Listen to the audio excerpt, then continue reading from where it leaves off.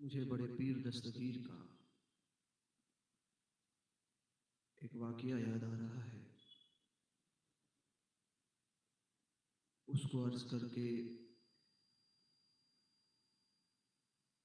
अपनी गुफ्तगू ख़त्म करता हूँ।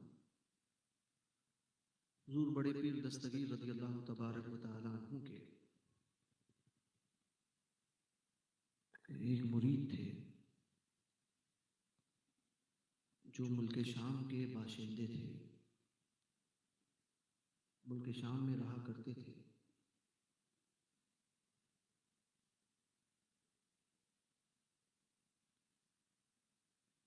और बहुत बड़े बुज़ुर्ग थे।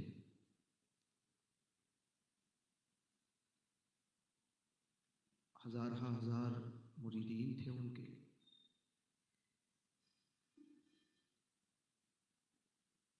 और एक पहाड़ी पर, एक टीले पर, एक गार में, जिसको आप गुफा कहते हैं, उस गार में क़याम फरमाते थे। दुनिया से दूरी, ना लोगों के पास आना, न कहीं जाना। उसी गार में इबादत किया करते थे, महव इबादत होते। अब उनका चर्चा पूरे मुल्क शाम में हुआ और अहले शाम उनको बड़ी अकीदत से देखा करते थे। और सब में ये बात मशहूर थी कि ये बहुत बड़े अल्लाह के वली हैं।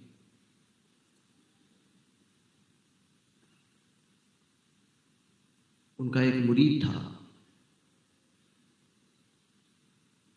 वो तिजारत के लिए, बिजनेस के लिए बगदाद आने वाला था। शेख से दुआ के लिए हाजिर हुआ, अपने शेख की बारगाह में अर्ज़ की, हुजूर बगदाद जा रहा हूँ, तिजारत के लिए दुआ फरमा दे, अल्लाह तबारक व तआला नफ़ा अता करे। बड़े पीर दस्तगीर के उस मुरीद ने, उस शेख ने दुआ फरमाई और बड़े खुशी का इजहार किया। कहा, जब बगदाद जा ही रहे हो तो वहाँ मेरे शेख अब्दुल कादिर जिलानी रज़ियल्लाहु तबारक व तआला अन्हु मौजूद हैं। जाओ, जब जाना हो तो मेरे शेख की बारगाह में ज़रूर हाज़िरी देना और मेरे शेख से मेरा सलाम अर्ज़ करना। और जब वापसी और शेख से सलाम अर्ज़ करके ये अर्ज़ करना कि मेरे लिए, यानी अपने शेख के लिए दुआ फरमाए कि हुजूर आपके मुरीद ने आपके लिए कहा है कि मेरे लिए दुआ कीजिए। अब ये मुरीद जब निकला तो सोचने लगा कि मेरे शेख को किस चीज़ की कमी है। और दुनिया से ऐसी बेनियाजी कि सिवाय दो चीज़ों के तीसरी चीज़ उनके पास नहीं है, एक मुसल्ला और एक लोटा। इसी मुसल्ले पर नमाज पढ़ते हैं और इसी लोटे से वज़ू करते हैं और पानी पीते हैं। उसके अलावा दुनिया की कोई चीज़ इनके पास नहीं। इनको किस चीज़ की हाजत है। शेख का हुक्म था, मुरीद निकला, वहाँ से निकला, सफ़र किया, बगदाद पहुँचा, तिजारत की, तिजारत में काफ़ी फ़ायदा हुआ।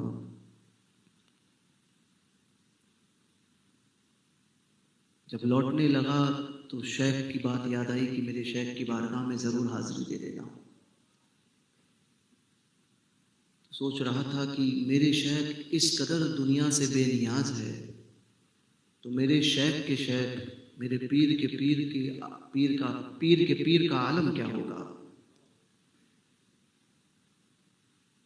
अब पूछा कि शेख अब्दुल कादिर जिलानी की बारगाह कहाँ है, खानका कहाँ है। बड़े पीर को कौन नहीं जानता था। लोगों ने बताया कि जाओ इस इलाके में पहुंच जाओ। बाबू शेख पे पहुंचा, देखकर हैरान था कि इतना बड़ा दरवाज़ा है और उस दरवाजे के बाहर दरबान खड़े हैं, पहरेदार खड़े हैं, जैसे बादशाहों के इधर होते हैं। हैरत में था कि इतने बड़े शेख हैं और दुनिया इस कदर इनके पास। इजाजत ली, अंदर दाखिल हुआ। अब देख रहा है कि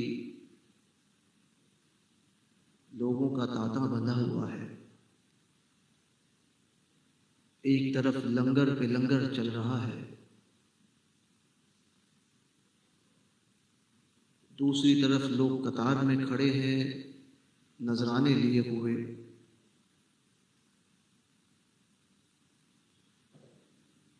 किसी चीज की कोई कमी नहीं है, भेड़ बकरियां भरी पड़ी है,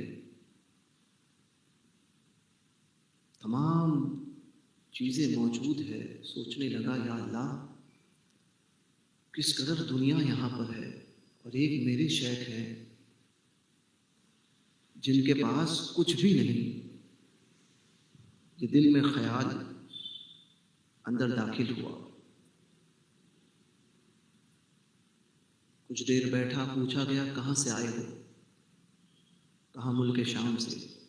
कहा, क्या काम है? कहा, मेरे शेख ने भेजा है, शेख अब्दुल कादिर जिलानी से मुलाकात करिए। खादिम ने कहा कि शेख हुजरे में है, मुलाकात नहीं होगी। हुजरे के अंदर है, कमरे में है, मुलाकात नहीं होगी। कहा, ठीक है। कहा, कब होगी? कहा, देखो कल आओ, शायद हो जाए। जाने लगा, इतने में हुजरे से दूसरा खादिम आया बाहर और उसने कहा, उसके हाथ में एक थाल है, उस थाल पे एक कपड़ा रखा हुआ है। बड़ा थाल लेकर आया, हाजिर हुआ बड़े पीर की बारगाह हुजरे से निकल कर। उसने कहा कि इस शख्स को रोको। कहा, क्या बात है? कहा, अंदर से शेख बोले, मुल्क शाम से तुम आए हो? कहा, हाँ। कहा कि अंदर से शेख ने तुम्हारे लिए तोहफा भेजा है। तुम्हारे लिए तोहफा? कहा, मेरे लिए? कहा, हाँ। कहा, मेरे आने की इत्तला? कहा, वो शेख अब्दुल कादिर जिलानी है। कहा, क्या है इसमें? कहा, खुद देख लो। कपड़ा हटाया तो एक बहुत कीमती जुब्बा जिस पर हीरे जवाहरात लगे हुए थे। बड़े पीर दस्तगीर के मुताल्लिक आता है कि जो अमामा ज़ेबतन फरमाते थे वो 1 गज 3 फुट जो होता है वो तकरीबन 10,000 दिनार का होता था और 1 दिनार आधा तोला है। गौस पाक जो अमामा पहनते थे उस अमामे का 1 गज यानी 3 फुट पकड़ लीजिए, वो 10,000 दिनार का होता था और 1 दिनार आधा तोला। अब आधा तोला को 10,000 दिनार से कैलकुलेट करो तो कितने तोले हैं।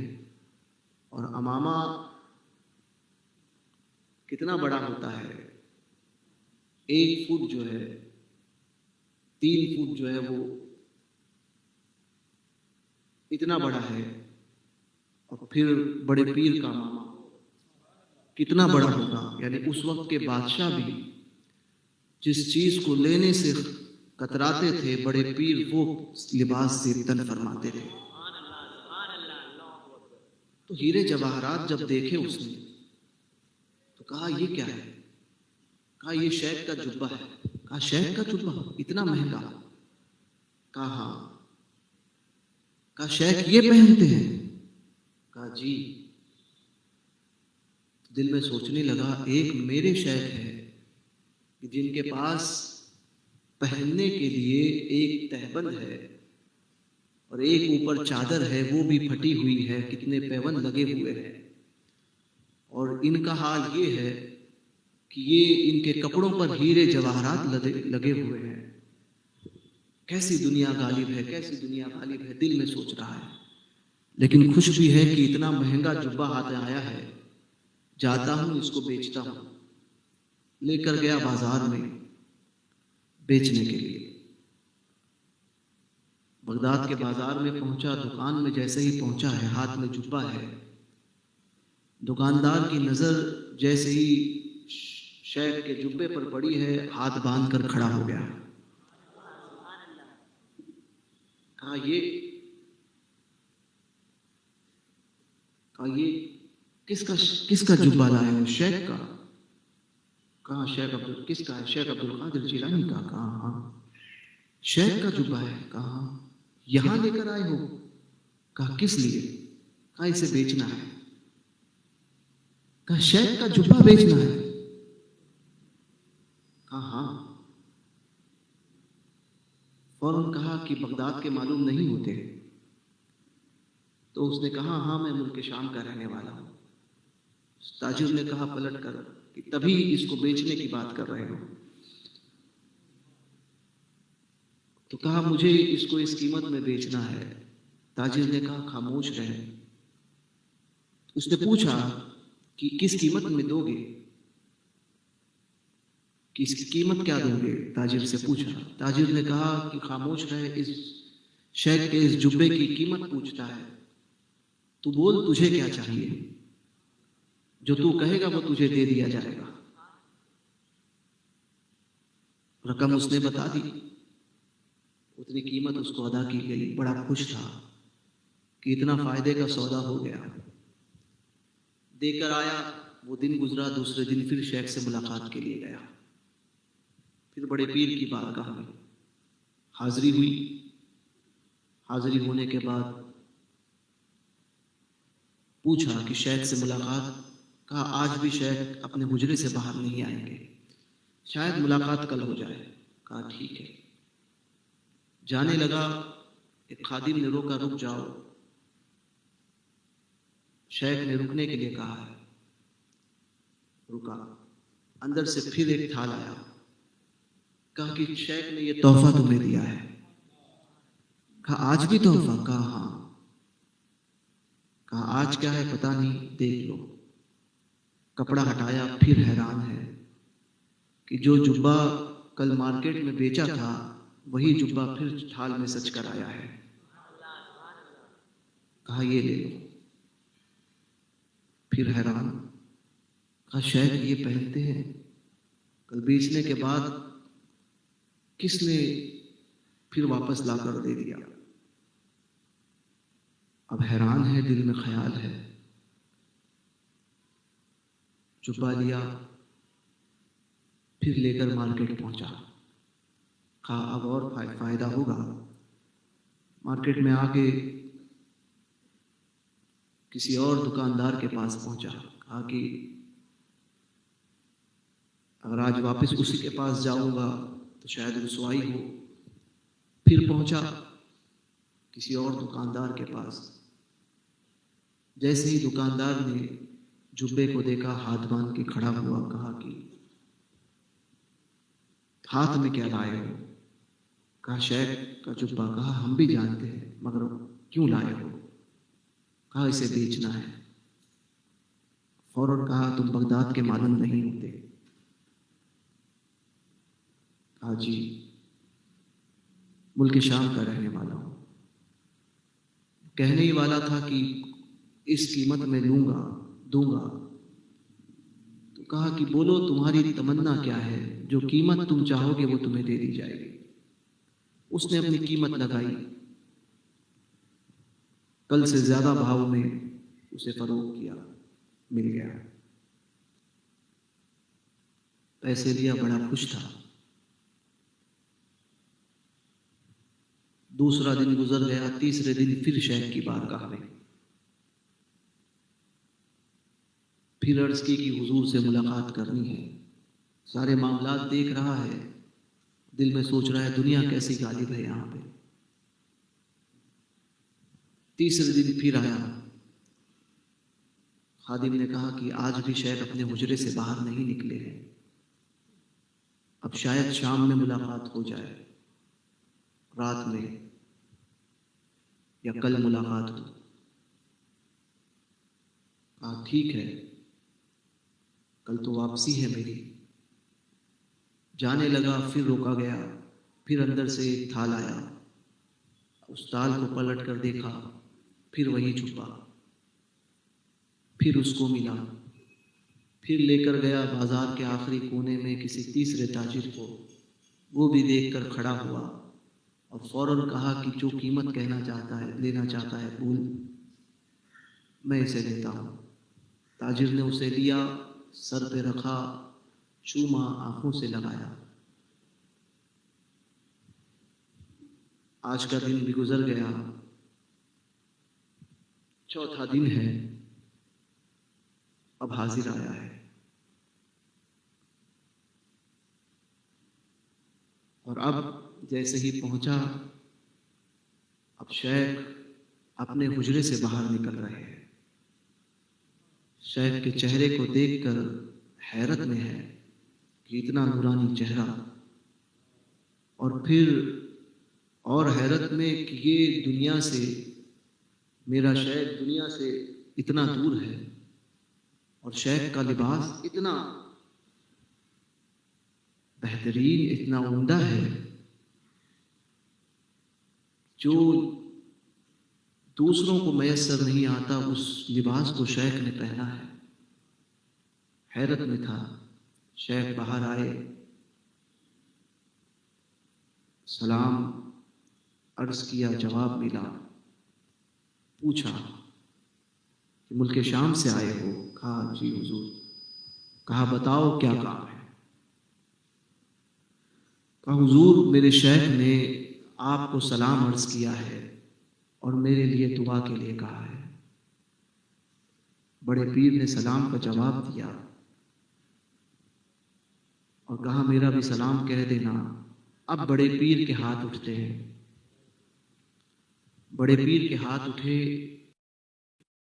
और बड़े पीर दुआ फरमा रहे हैं, ऐ अल्लाह, मेरे उस मुरीद के, कौन मुरीद? जो मुल्क शाम में है, उस मुरीद के दिल से दुनिया को निकाल दे। ऐ अल्लाह, मेरे उस मुरीद के दिल से दुनिया को निकाल दे। अब ये और हैरत में सोच रहा है कि सारी दुनिया तो यहां देखी मैंने, और ये दुआ कर रहे हैं मेरे शेख के लिए जिनके पास नाम को दुनिया नहीं है, और दुआ कर रहे हैं कि अल्लाह मेरे उस मुरीद के दिल से दुनिया को निकाल दे। हैरान है, लेकिन शेख का दबदबा ऐसा, हैबत ऐसी कि कोई कुछ बोलने की गुंजाइश नहीं रखता था। हजरत अली बिन हीती रज़ी अल्लाह तबारक व तआला अन्हु, लोग हैती कहते हैं लेकिन वो हीती है क्योंकि हीत बगदाद शरीफ से कुछ दूरी पर है और हीत से हीती है। हज़रत अली बिन हीती रज़ी अल्लाह तबारक व तआला अन्हु, जो बड़े पीर के खलीफा थे और गालिबन मुरीद थे ये शेख अबुल वफा के। हज़रत अली बिन हीती रज़ी अल्लाह तबारक व तआला अन्हु की नाम की बरकत का आलम यह है कि अगर जंगल में शेर किसी पर हावी हो जाए या उसे उसके करीब जाए तो हज़रत अली बिन हीती रज़ी अल्लाह तबारक व तआला अन्हु का नाम अगर कोई ले ले तो शेर उस पर हमला नहीं करेगा। या जहां मच्छर ज्यादा हो और मच्छर काटते हो तो हज़रत अली बिन हीती का नाम वो कसरत से ले तो मच्छर के काटने से महफूज रहेगा। तो हज़रत अली बिन हीती रज़ी अल्लाह तबारक व तआला अन्हु ये वो बुजुर्ग हैं जो गौस पाक के खलीफा भी हैं और बड़े पीर दस्तगीर रज़ी अल्लाह तबारक व तआला अन्हु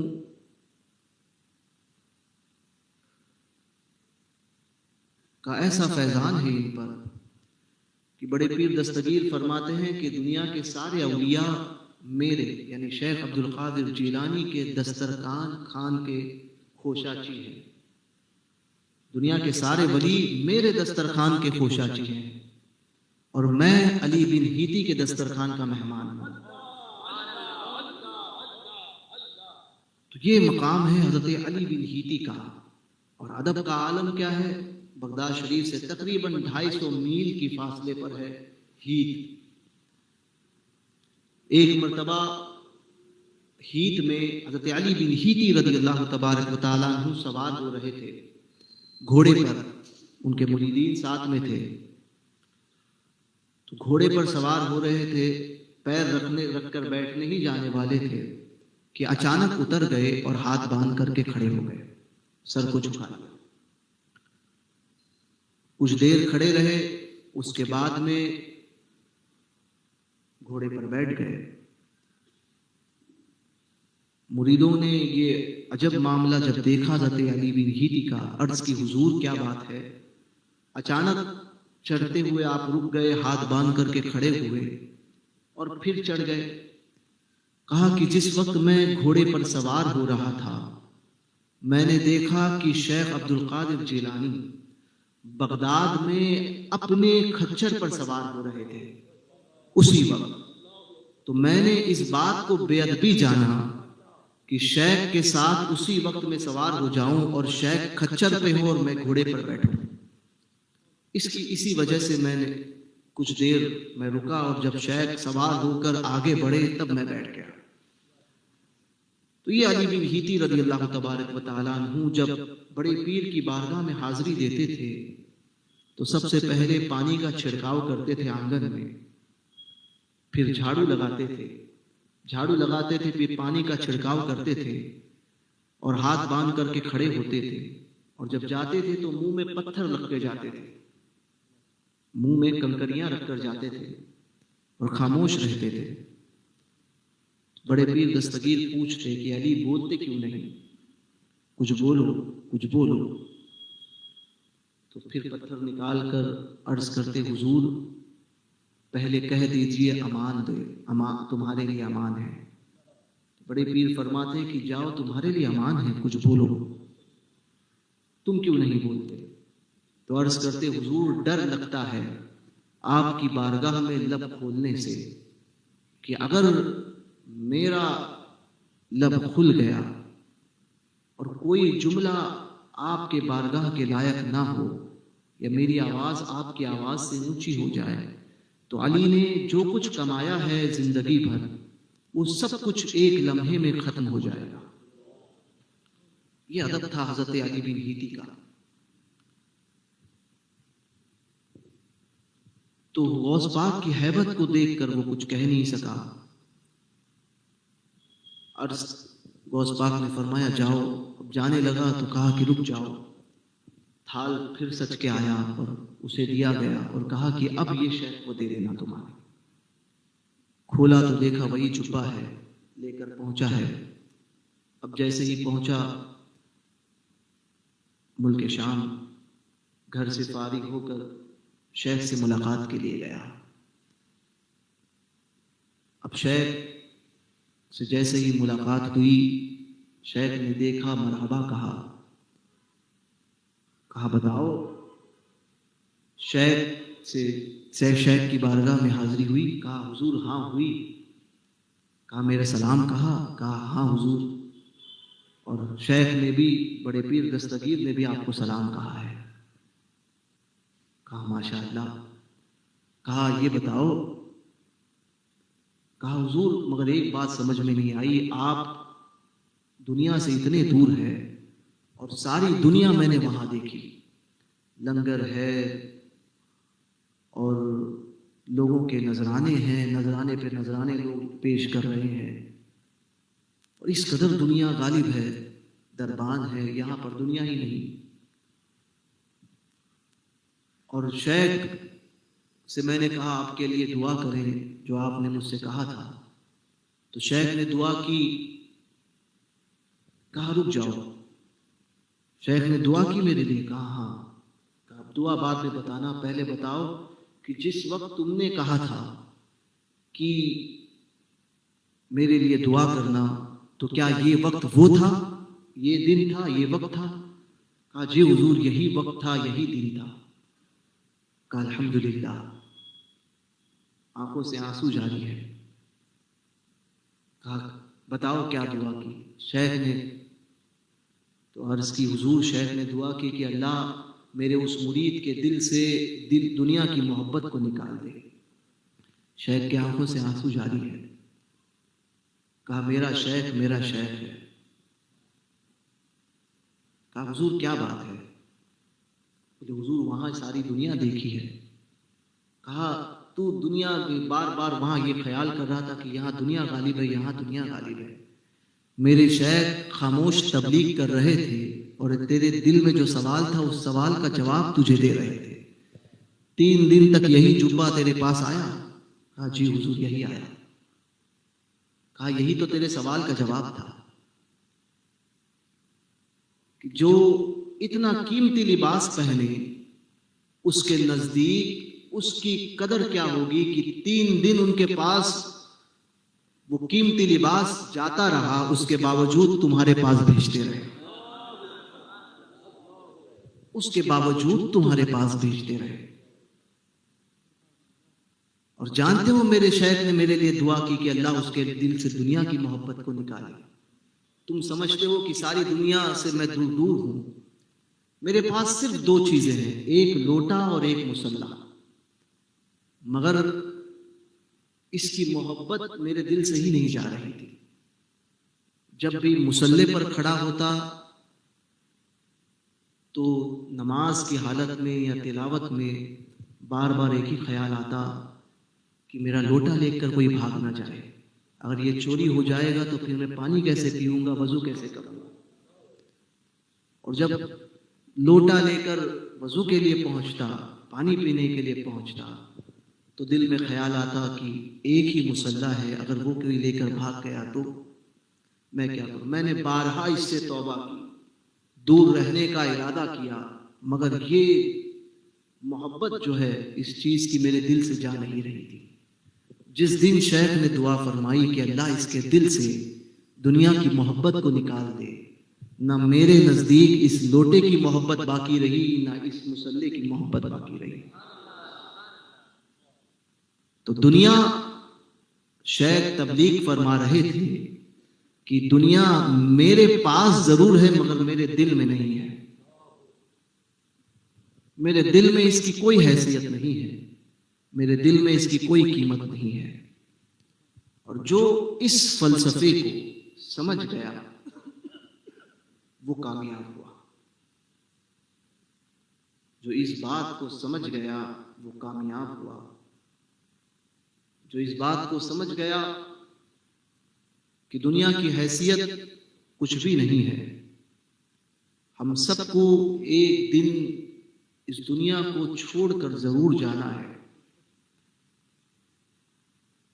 जो इस राज को समझ गया कि दुनिया हमारे हाथ का मैल है, ये कमाई फोटो ना निकाले, ये कमाई हमारे हाथ का मैल है, आज ये इस किसी के पास है, कल किसी के पास। तो याद रखें, दुनिया में रहिए मगर दुनिया को अपने दिल में जगा ना दें। और यह औलिया कामिलीन इसी वजह से कामयाब है। कुर्बे खुदा चाहते हो तो दुनिया की मोहब्बत को दिल से निकालना होगा, वरना हजारहा मर्तबा आप तस्बीह पढ़ लो, आपका तस्बीह पढ़ना अगर आपके दिल में दुनिया की मोहब्बत, दुनिया का लालच है, तो ये आपको आखिरत में नफा नहीं देगा। इसीलिए जो काम करो खुलूस के साथ करो, दुनिया की मोहब्बत में, दुनिया की ख्वाहिशात में अपने वक्त को ज़ाया ना करो। अल्लाह तबारक व तआला कहने सुनने से ज़्यादा हमें अमल की तौफीक अता फरमाए और सही मानों में हम सबको मसलके आला हज़रत में कायम और मुस्तहकम फरमाए।